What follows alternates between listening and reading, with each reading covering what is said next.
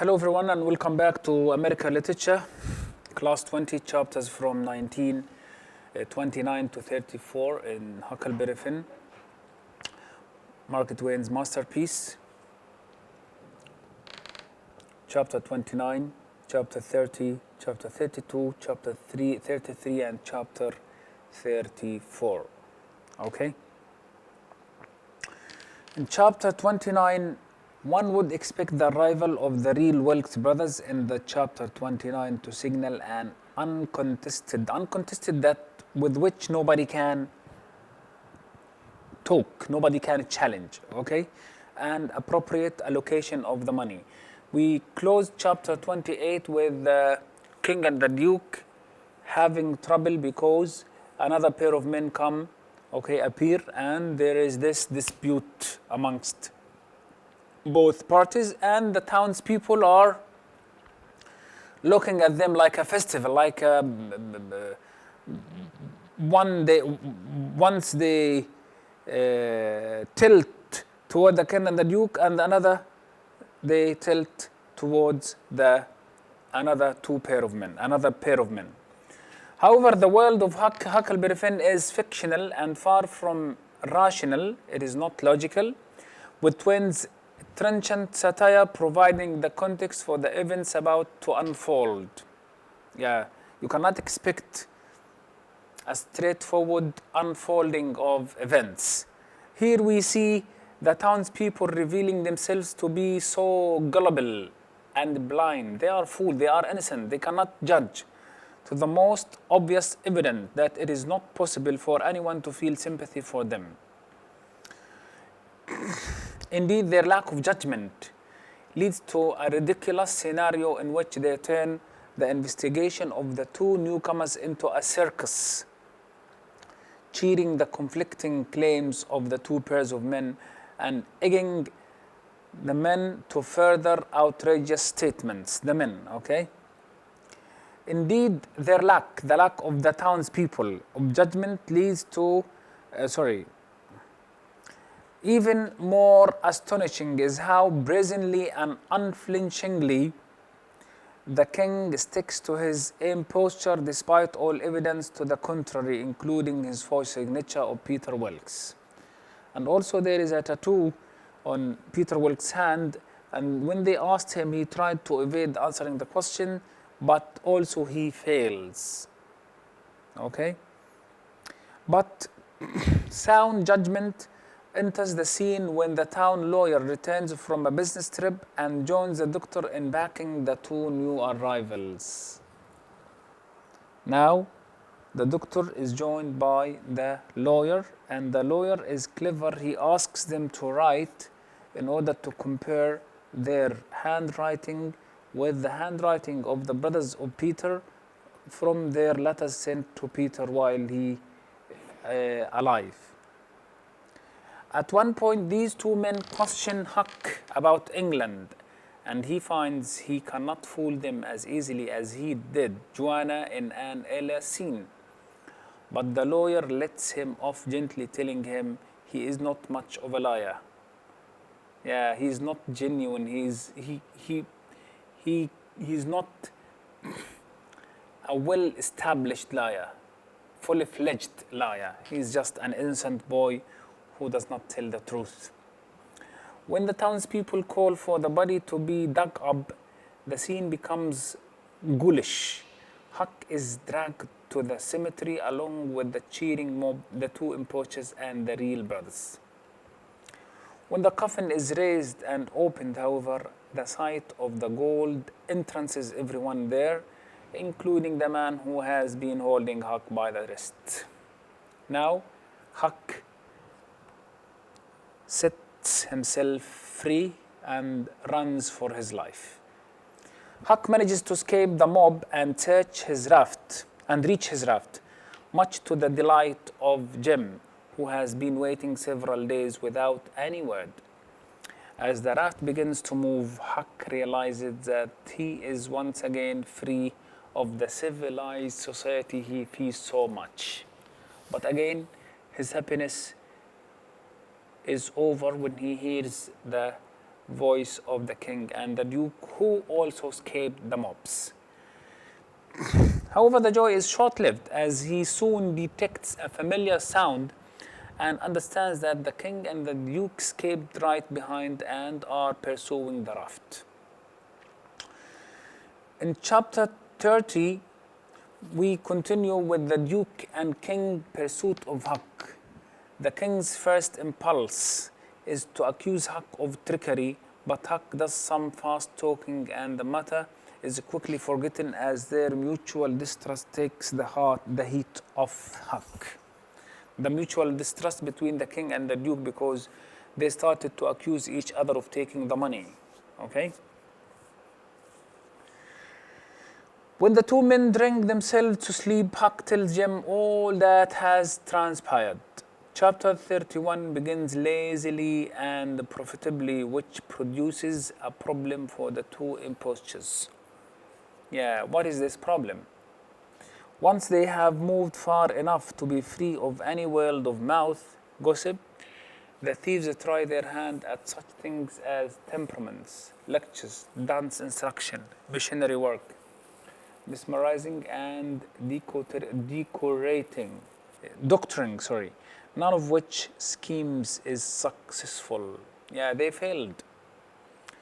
The king and the duke become moody and secretive, and this becomes problematic for Huck and Jim, since they recognize that these two impostors have no scruples.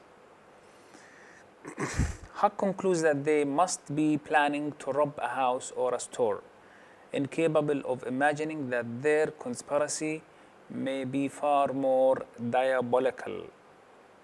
They soon stop at a shabby village named Bixville. Ville is from village. The king goes in first, and Huck and Duke follow several hours later. When they get to town, they find the king drunk, and the Duke begins arguing with him. Huck does not waste a second in seizing an opportunity for him and Jim to escape. You see how King and Duke attach themselves to the raft, and they in fact make Huck and Jim like arrested to their, confined to their plans.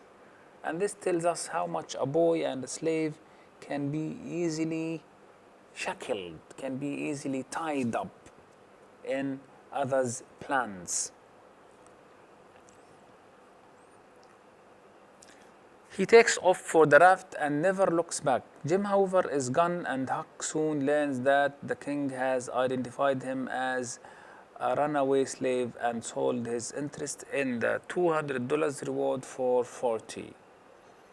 Yeah. At the time, the reward of hunting a slave is $200. Now he sells his interest in the reward for $40. Huck then considers writing to Miss Watson and telling her where Jim is, believing that Jim would be happier in familiar surroundings, but decides against this because he believes that Miss Watson, the owner of Jim, and everyone else who knows Jim would never again treat him well because he left. When he tries to pray, the words wouldn't come. Yeah, this is again a manifestation of a deformed conscience because he believes that he's a sinner, okay?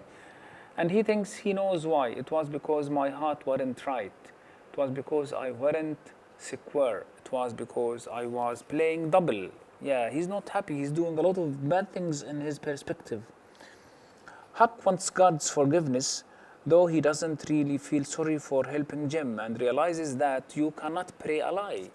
Yeah, this is contradictory. This tells us how deep Mark Twain's reflections on the contradictions that strike the American life at the time. Thus, he decides to do the right thing first by writing to Miss Watson with the full story and then praying later. But things are not so facile.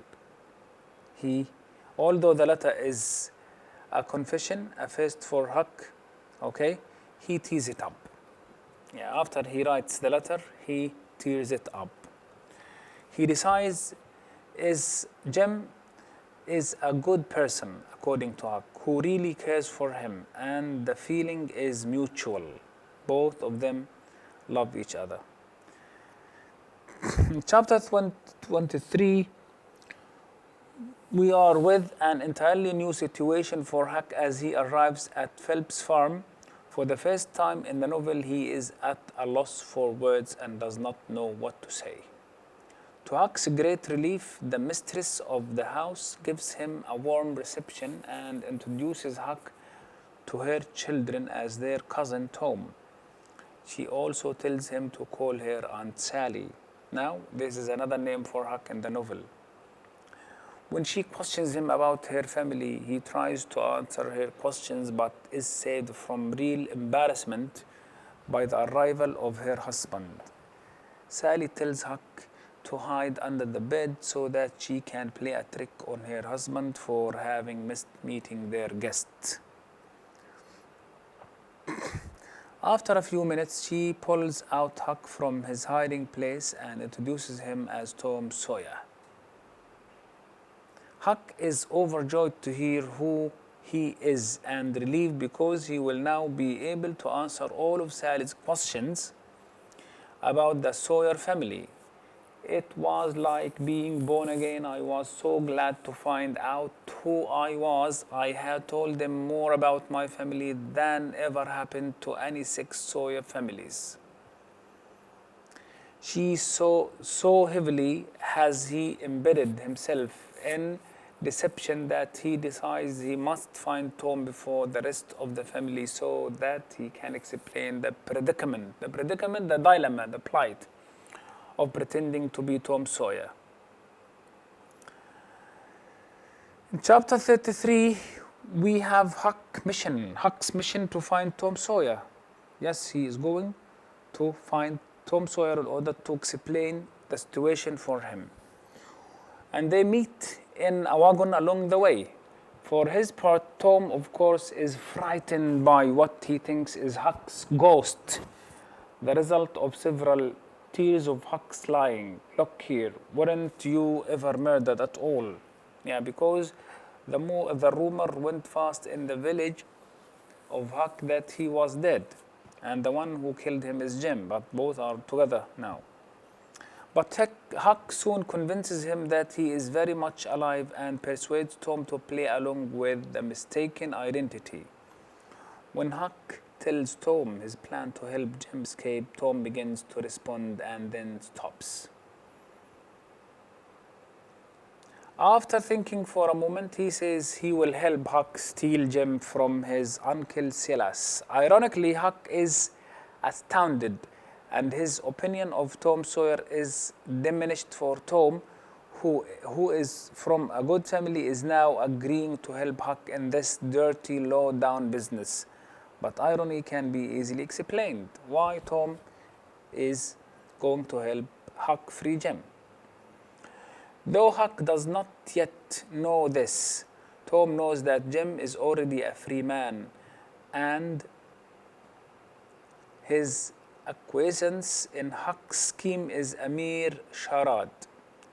Now that Tom has agreed to help, he and Huck work out the first part of the plan. Tom's arrival at his Uncle Silas' house. Yeah, he has to arrive. As Huck expects, Tom arrives with style, attracting the whole family outside to see who the stranger is. He weren't a boy to Mickey along up that yard like a sheep. No, he come calm and important like a ram.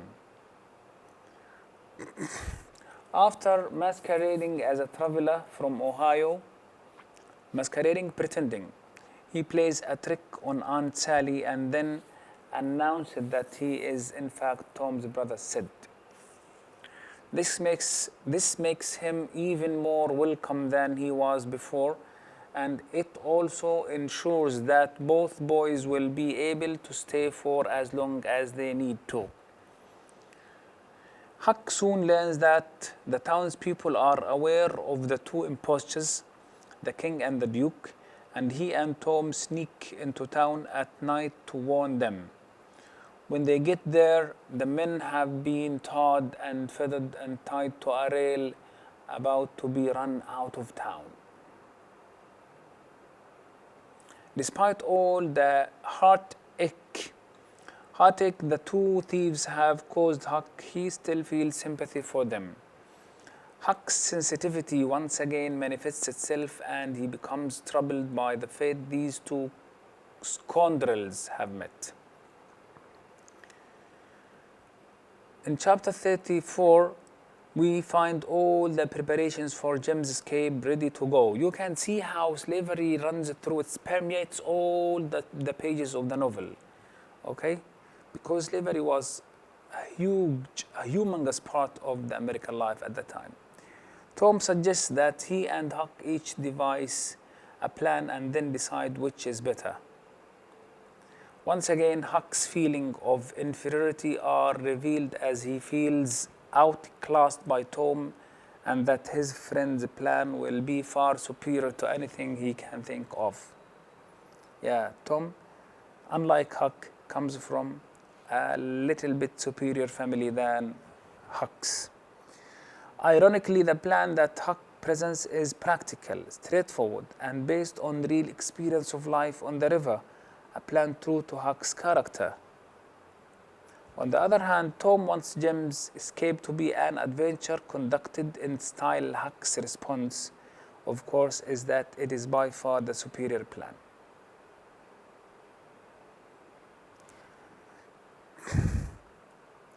So, Tom's plan is based on his reading books. Huck's plan is based on his having life experience on the river. It was worth 15 of mine for style and would make Jim just as free a man as mine would, and maybe get us all killed besides. Yet for all of Huck's acquiescence, he still feels guilty about involving the superior Tom Sawyer in the illegal act of freeing Jim. Thank you for now. Next time we are going to focus on chapter 34 until the end of the novel, and after that we're going to stop to analyze certain certain elements or certain topics in the novel. In chapter 35, we will continue elaborately conceived scheme, dark, deep laid plans for Jim's escape. Now, we are going to stop here. I want you to make sure that you listen to these lessons or classes and to go and read the whole story in order to be able to analyze certain quotes I'm going to put for you on Moodle from the novel. For now, I believe that we are approaching the end of this course. We still have two classes. We still have two classes, and the whole course is over.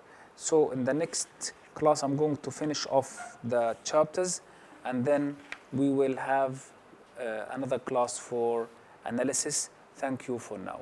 Bye-bye.